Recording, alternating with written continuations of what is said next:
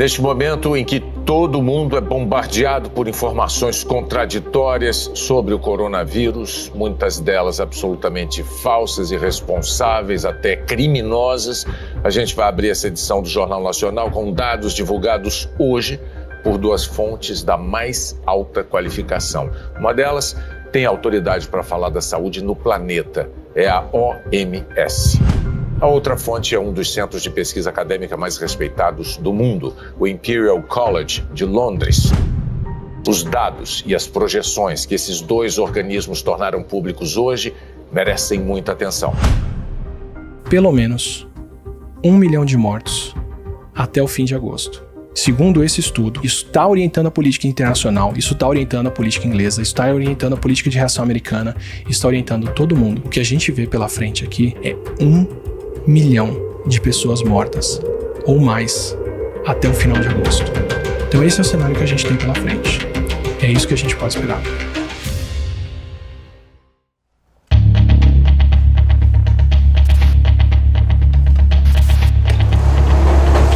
Mas você vai vendo que o gay é muito mais depravado que o homem, cara. Eu não quero ver a minha filha andando no meio da estrada. Não é à toa que não tem preto em posição de liderança. Esse macho escroto não passa de uns estuprador. Não é à toa que não deixa fazer nem transfusão de sangue com essa gente. Roupa de puta, batom de puta, saia de puta. Vamos jogar real. Não tem ninguém que não atravesse a rua quando vê um negão vindo. Depois é estuprada e não sabe por quê. Não importa se é da minha família. Mulher tem que saber o lugar dela. Não sei se tem que castrar, se tem que abortar. Eu até acho que os pretos não estejam errados. Eu não tenho culpa dele ser pobre. Quem é pobre é vagabundo. O único erro foi eles terem descido da árvore. Não vou contar essa. A maioria é pedófilo. Eu vou fazer o quê? Falar real. Esse tem inveja, ó, é disso aqui, ó.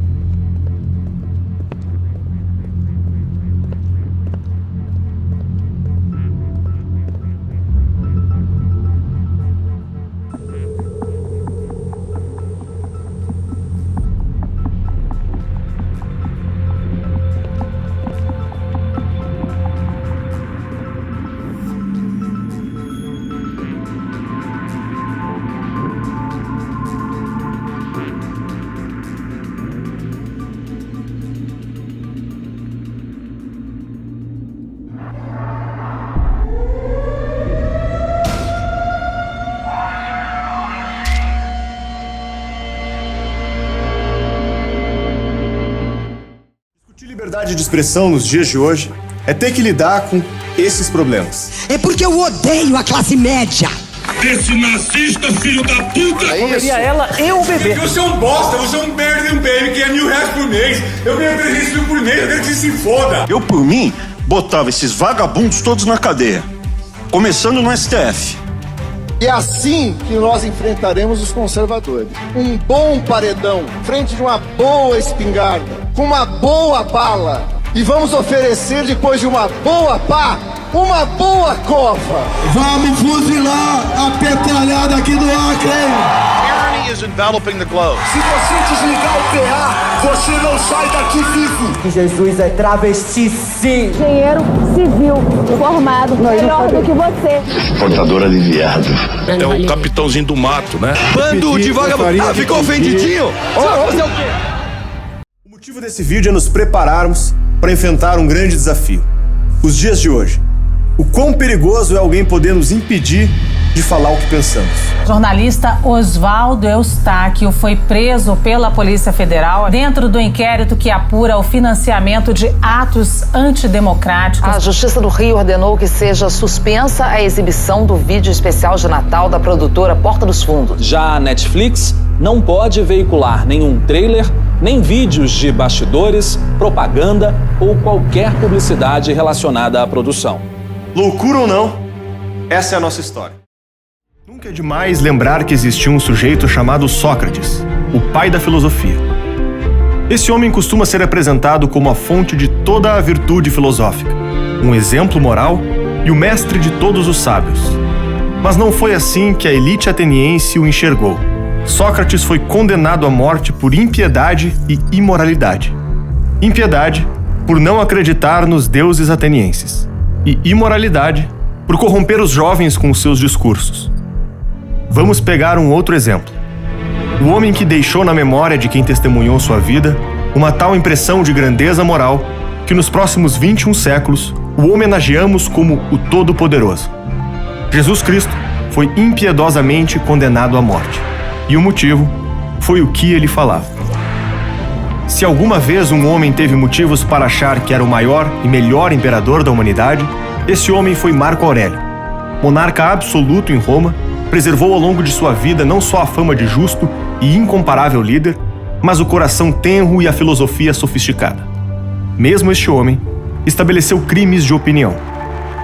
Como governante, Marco Aurélio considerou que era seu dever não deixar as crenças da sociedade romana se espatifarem e proibiu o discurso cristão. Os exemplos históricos de condenar opiniões são quase intermináveis.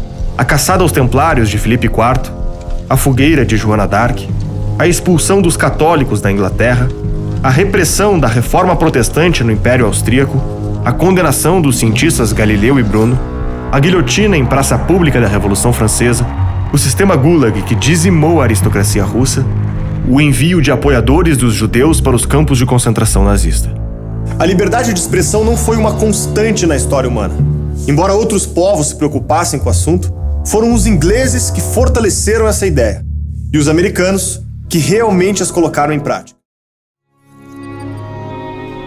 Dear sirs, freedom is never more than one generation away from extinction. We didn't pass it to our children in the bloodstream. It must be fought for, protected, and handed on for them to do the same, or one day we will spend our sunset years telling our children and our children's children what it was once like in the United States, where men were free. One single generation gives up freedom, and we lose it forever.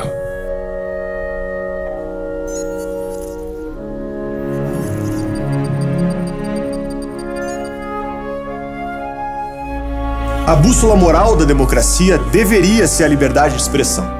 Essa foi uma das ideias mais potentes da história. Ela buscava o debate aberto sobre todos os pontos, não deixando verdades ficarem escondidas e nem mentiras ficarem intactas. Uma operação da Polícia Federal contra a divulgação de notícias falsas, as fake news, cumpriu hoje mandados de busca e apreensão. Entre os alvos estão parlamentares, empresários e blogueiros. As diligências foram autorizadas pelo ministro Alexandre de Moraes, do Supremo Tribunal Federal. O ministro determinou a busca e apreensão de computadores, tablets, celulares, dispositivos eletrônicos e outros materiais. Levaram o meu celular, levaram o meu computador pessoal para ver se eu tinha feito alguma coisa contra o STF. A Polícia Federal prendeu hoje a ativista Sara Fernanda Giromini, que é uma das chefes do 300 do Brasil. Os agentes também cumprem mandados de prisão contra outros 5 coordenadores do movimento. O ministro do Supremo Tribunal Federal, Alexandre de Moraes, aumentou o valor da multa para o Facebook depois de a empresa se recusar a tirar do ar contas e páginas de apoiadores do presidente Bolsonaro suspeitos de espalhar fake news. Na ditadura, a censura tinha autocensura e tinha autocensura das empresas e tinha a censura da Dona Solange, que é uma figura emblemática da época, porque o Estadão dava notícia na primeira página receita de doce de abóbora com coco, para dizer que não deu aquela notícia, enfim, acontecia mesmo. Eu acho parecido, mas eu acho que é parecido e é até pior, porque agora tem a narrativa. Agora você é cancelado se você não age de acordo com o que os grupos mais barulhentos acham que você tem que falar, que você tem que agir, que você tem que pensar. Então, Eu acho a censura desagradável demais, cara, e acho que está muito parecido, e eu não estou gostando nada disso. O caso cada vez mais repercutia na mídia e fortalecia a pauta das fake news e do discurso de ódio. Contra as acusações de estarem atacando a liberdade de expressão, o presidente Dias Toffoli afirmou que uma empresa tem seus editores, que são seus censores internos. No caso do Brasil, eles, como Suprema Corte, seriam editores do país inteiro. Não é à toa que todas as empresas de comunicação têm códigos de ética, têm códigos de conduta, têm códigos de compromisso. O editor ou é você mesmo se autocontendo, ou é o editor do meio de comunicação, ou se não houver editor nenhum, o editor vai vir, se houver um conflito, a ser chamado o Poder Judiciário. Nós, enquanto Judiciário, enquanto Suprema Corte, nós somos editores de um país inteiro, de uma nação inteira, de um povo inteiro.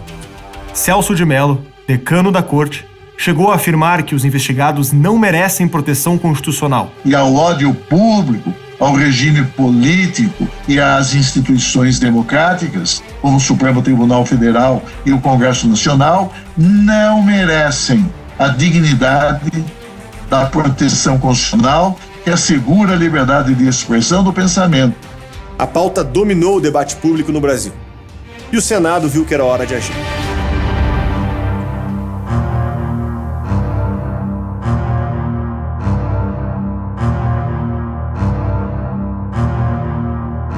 O senador Ângelo Coronel, o mesmo presidente da CPMI das fake news, foi relator do novo projeto de lei que tinha a proposta de combater fake news e o discurso de ódio. O Senado pautou para hoje a análise do projeto que cria a Lei das Redes Sociais e de Combate às Fake News. A proposta prevê normas e mecanismos de transparência para redes sociais e serviços de mensagens pela internet. A ideia é combater abusos, manipulações e disseminação de notícias falsas. E de onde veio a inspiração para esse projeto? Da Rússia e da Alemanha. O que é que eu vim fazer aqui? Eu, como presidente da CPMI, da Fake News, preciso absorver mais conhecimentos. Irei fazer intercâmbio aqui com parlamentares que também estão investigando este mal que assola o mundo e também conversar com a parte de técnicos. Porque o meu intento é o quê? É levar para o Brasil conhecimento para combater este mal que dilacera as famílias brasileiras com mentiras plantadas e que faz com que a gente perca a liberdade. Então é isso que eu vim fazer aqui na Rússia. Às vésperas das eleições municipais, a pauta foi votada com urgência máxima. O senador Álvaro Dias pediu para adiar a votação para que o projeto tivesse a sua constitucionalidade avaliada. Mas até a presidente da comissão que avaliaria o projeto defendeu a votação imediata. Profissionais da área alertaram que o momento e o prazo eram inadequados. O Marco Civil da Internet tinha sido discutido por 5 anos. E agora, discutia-se uma lei mais agressiva, no meio de uma pandemia, num momento em que as comissões não estavam funcionando e sem nenhum debate público. Foi nesse cenário que o projeto apelidado de Lei da Censura foi aprovado no Senado. O Senado aprovou ontem à noite o projeto das fake news, que pretende combater a disseminação de conteúdo falso na internet. O projeto de lei buscava criar mecanismos para rastrear a origem de mensagens privadas, como no WhatsApp, criar um conselho de políticos para avaliar conteúdos denunciados e regulamentar agências terceirizadas de checagem de fatos. Para o diretor de políticas públicas do WhatsApp na América Latina, o rastreamento seria como uma tornozeleira eletrônica em milhões de brasileiros. Seria o fim das conversas privadas. O projeto apresentou práticas extremamente controversas, como a criação de um mecanismo chamado autorregulação regulada, inspirado na lei alemã. O mecanismo seria composto pelas seguintes instituições. Seria criado o Conselho de Transparência e Responsabilidade da Internet, responsável por definir como as redes sociais deveriam lidar com os conteúdos considerados desinformação, discurso de ódio e ataques à honra. Também caberia ao Conselho receber relatórios e garantir que as medidas foram tomadas pelas plataformas. As redes sociais poderiam ter uma agência de autorregulação, desde que certificadas pelo Conselho Público, prática semelhante ao modelo chinês. A instituição seria responsável por adotar as regras e colocar advertências de fake news e discurso de ódio nos conteúdos das redes sociais. A primeira questão que a gente tem que levar em conta aqui é quem decide o que é verdade ou mentira, né? Qual é o significado de fake news? É contar a mentira, mas se você punir a mentira, você começa punindo ao Senado inteiro. O relatório e o projeto foram apresentados sem ouvir especialistas, sem a participação da sociedade civil e sem a realização até de audiências públicas. E mais, está sendo votado no meio de uma pandemia. Esse inquérito, a impressão que dá é que ficará aberto ad eterno e todas as pessoas que eventualmente emitem uma opinião em relação ao STF, caso os membros do STF não gostem dessa opinião, vão inserir essas pessoas no inquérito. Então isso é muito preocupante. E é uma ameaça à liberdade de expressão, sim, né? E basta citar uma mensagem do relator, que é o senador Ângelo Coronel, que disse: aguarde que essa farra de fake, robô e pau-mandado está perto do fim. Vomite enquanto ainda tem tempo de liberdade. Foi assim que a lei foi encaminhada para a Câmara dos Deputados, às pressas, contrariada e rejeitada pela população. Medidas que relativizam a liberdade de expressão foram implementadas no Congresso Nacional, no Senado, no Supremo Tribunal Federal, em projetos de lei e nas grandes empresas. Esse parece um tema mundial, mas o fato é que os políticos e os veículos de mídia têm interpretado os avanços tecnológicos da comunicação como uma ameaça à democracia. E o motivo do ativismo dessas instituições é que elas também têm se auto-interpretado como uma solução para essa ameaça. Toda tirania deve ser afastada, inclusive a tirania da maioria. De tudo isso, fica uma grande dúvida. Nós já temos leis para combater ameaça, calúnia, injúria, difamação, racismo e homofobia. Também temos leis para combater a violência. A liberdade de expressão no Brasil não é nem de perto irrestrita e está longe dos modelos mais liberais. Todas essas leis garantem que os indivíduos possam ser responsabilizados por suas falas, julgados por suas afirmações, condenados por seus crimes de opinião. Por que a pressa e o desejo em criar novas leis? E cabe a pergunta: quem são esses políticos? Quem são essas agências reguladoras? O quão independentes eles são? Não é de hoje que mentiras e ofensas existem. Não é de hoje que lidamos com esse problema. Estamos, mais uma vez, prestes a abrir mão de liberdade e decidir eliminar a concorrência de dados, deixando políticos decidirem por nós. No fim do dia, a quem essas instituições vão favorecer?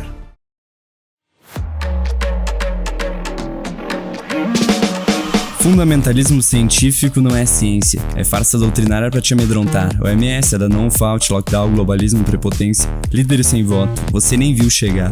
1 milhão de mortes. Até o fim de agosto. Tipo, eu sou a lenda, o profeta da chacina, mas é um poser, que desgosto. O verdadeiro doutor foi calado ainda lá na China. TikTok, quem é? A estatização. O povo padece por falta de informação. O novo normal, acabou o bacanal, a herança iluminista será fatal. Toma aqui a primeira dose, 2, 3, sem ela não tem emprego, não tem compra, só venda. Pros olhos de vocês. Uma mão para o meu peito, o que será que eu fiz? Na minha frente um sujeito e um laser no meu nariz. É proibido ficar doente, é proibido se aproximar. Tudo bem, só 15 dias, até a curva baixar. Mantenha a distância, puxa o ar, coloca a máscara, ninguém quer ser perturbado. Baixa a cabeça, estica o pulso, 37 graus, beleza, tá liberado. Essa é a nova era que alguém profetizou. Escravo controlando escravo. Esquece o álcool gel.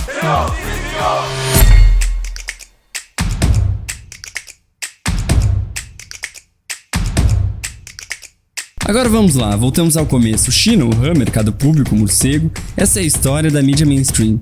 Mas eu recebi um e-mail do Fauci e parece que não é bem assim. Fauci, um mandeta americano, eloquente, alto cargo, tom republicano, a voz que encabeçou a histeria radical, o testa de ferro da nova ordem mundial. Desmentiu Donald Trump em um embate nacional, afirmando que o vírus veio de forma natural.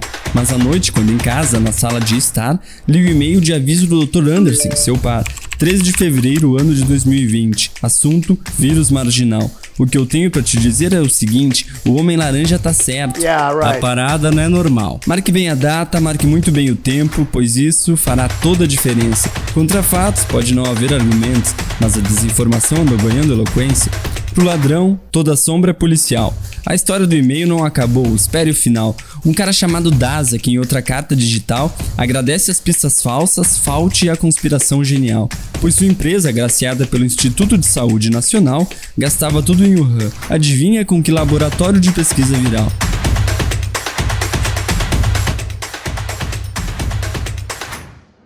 E tem mais alguns detalhes que poderia entrar, como a funcionária que questiona a máscara que deveria usar. Então, doutor Ciência, sem hesitar, responde em privado que em público não quer falar. Fica tranquila, deixa ela em casa. O papo é só pra TV, não pros meus comparsas.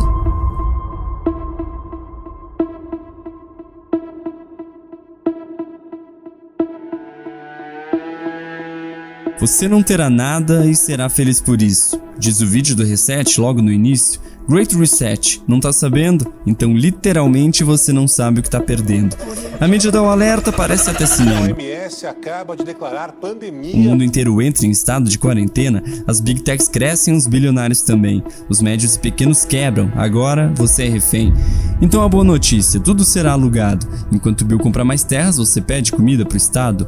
Tudo bem, é só o novo normal. Calma, tenho crédito social, só ganho pão com passaporte sanitário, para deixar ainda mais claro que você é um... E se chorar na rede, já pode imaginar, a Big Tech não gosta de quem quer reclamar. Deleta essa conta que espalha fake news, corta teu dinheiro, apaga tuas views. E pra fechar o jogo, a propaganda fatal.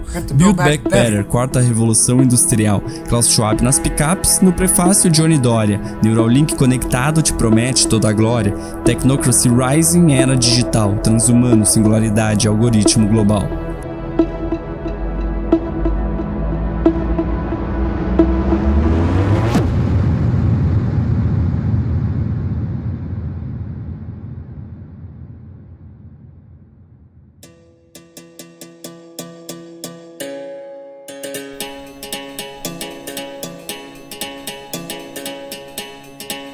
E quem é o Brasil no meio dessa confusão? A peça-chave para a implementação. O Brasil que tem minério, o Brasil que tem comida, água potável, ferro, manganês, bauxita, a vaca leiteira para a Agenda 2030. Afinal, o mundo ainda é tipo Age of Empires. Nióbio é melhor que silício, mas não temos nosso vale. Reação imediata, antes que a China se instale. O cerco tá fechando tipo um Battle Royale. Ah, meu Deus, que o mundo vai pensar de nós, diz o influencer influenciado pelo mágico de Oz. O coitado nem sabe que cumpre a cartilha. Cada tabu que quebra é mais uma armadilha. A hora decisiva, a hora de acordar, os agentes estão aqui, já começaram a implementar, meter nosso anti-reset pro deles não se criar, revidar o 7-1, deixar a máscara queimar. Temos tudo em casa, 100% independentes, mas ainda não notamos a liderança iminente, esquecendo completamente a nossa própria vocação, a terra prometida, o maior país cristão.